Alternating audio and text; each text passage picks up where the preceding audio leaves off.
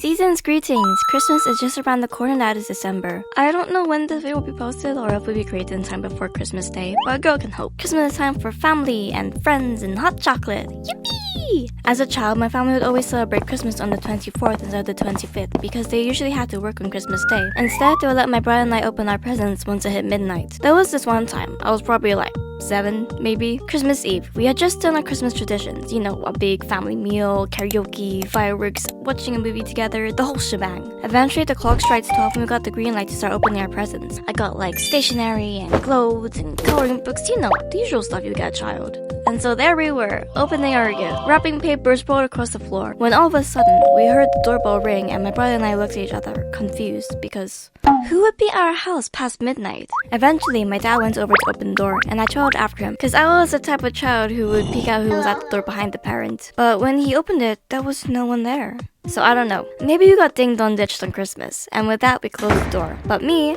being the ever-so-curious cat, went over to inspect the door again. Because the math wasn't mathing, in my little child mind, I was like, huh?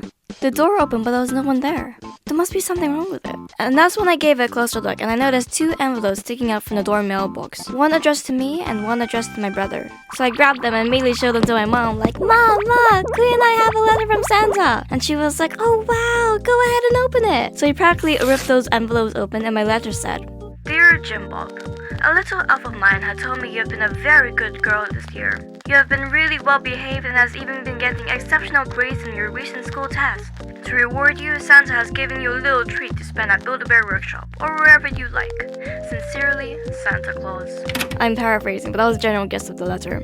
And in that envelope, the little treat was 20 pounds! When I was a little youngin', I heavily believed in Santa, so this clearly Microsoft Word template letter from Santa was absolutely the real deal, and this was some kind of serious Christmas magic. But now as an adult, we be knowing that Santa isn't real. So who gave me this letter? This question has been periodically floating in my mind for years, and I'll tell you why. The natural assumption would be that your parents did that. Except the letter talked about information I did not tell my parents about at the time. Specifically, the getting good grades in my recent school test. I did not tell them about that test. I didn't even mention the test occurring during that time, so how could they know? What's more, the letter addressed me as Jim Bob. My family usually calls me Kumi, unless they're mad at me, and then they pull out the intimidating full name. But I digress. Jim Bob is my first name, Kumi is my middle name, and I usually only use Jim Bob in school, or documents, you know, name dissociation. One is for formal settings and the other is for casual settings. So my parents addressing me as Jim Bob was very uncommon. Everyone was inside the house when it happened. No one went outside. And that made me not suspect them for years. For a while, I even thought that my teachers gave me the letter. I mean, to a degree, it made sense. Maybe it was some kind of weird favoritism, and they had my address in the school documents. But giving me 20 pounds? Seems very unlikely. Big stretch. And I concluded it wasn't them, because why would it be? So another headcanon I had for a while is that my parents wrote the letter and asked a friend of theirs to ring the doorbell and insert the letter into the letterbox before running away before my dad opened the door. And mind you, this was when I was a child, so there was no ring, so we couldn't operate the doorbell on our phones. So that assumption was plausible. So after years of wondering what happened, I finally decided to ask my parents what actually occurred.